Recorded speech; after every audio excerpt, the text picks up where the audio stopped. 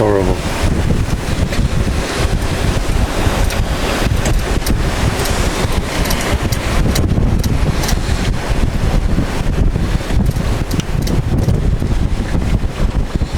Looks blue on there, but I assure you it is grey.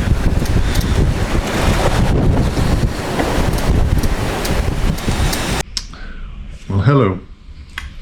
This is the third episode of Sailing Tourbillon, and the main question I ask myself and you might be asking is, where are you going with the boat?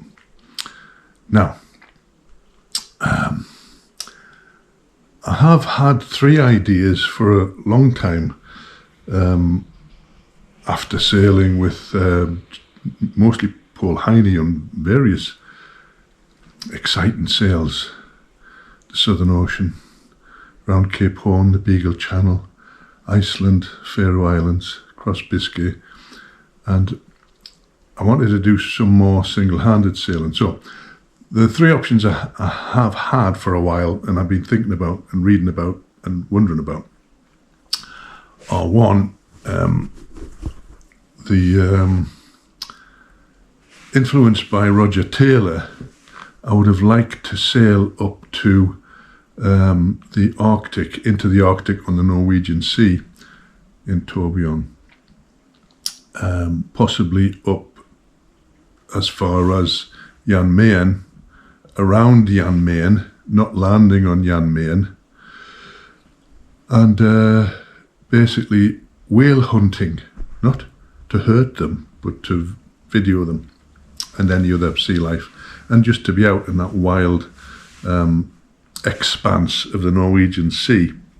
That's option one. Option two, because from the boats at Blythe, and Norway isn't that far across the North Sea. The other option, and I've been watching videos and reading about, and looks fantastic, and especially after being in the Beagle Channel, the Norwegian fjords look fantastic. So the option would be to sail across the North Sea to somewhere like Alsund, I think it's called, which is about halfway up the coast, and make my way up the coast to the Lofoten Islands, where the scenery is unbelievably fantastic, and spend about 2 months out and up and back again. The third option is, well, let's tell you, it's 2026 now, and this year is the 20th anniversary of the Jester Challenge. Now, I started off for the Jester Challenge in 2018, and I had such a list of things that I was going to do en route. And I thought on the way down, I got to Lowestoft and I got across the Thames estuary, or almost across the Thames estuary, and the wind turned on the nose, and we turned back to Lowestoft.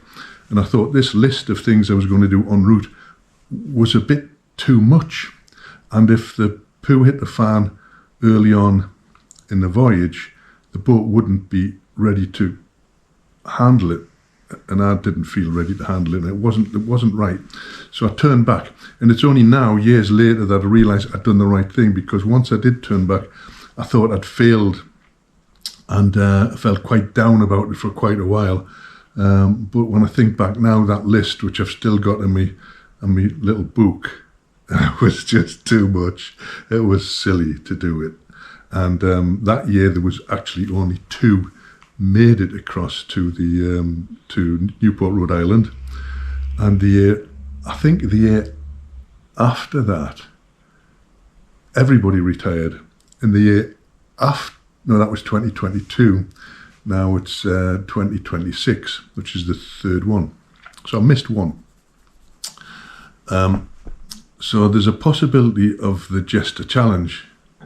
Minor problems in that it's almost 600 miles from Blythe to Plymouth to the start line, and that's quite a voyage in itself.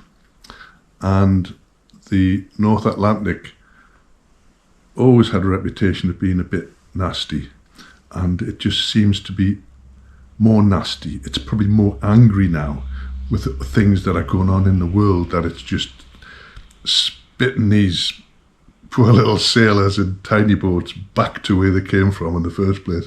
So that's quite a challenge. So I don't know yet. I haven't decided. I think it's going to be between the fjords in Norway and the Jester Challenge to America.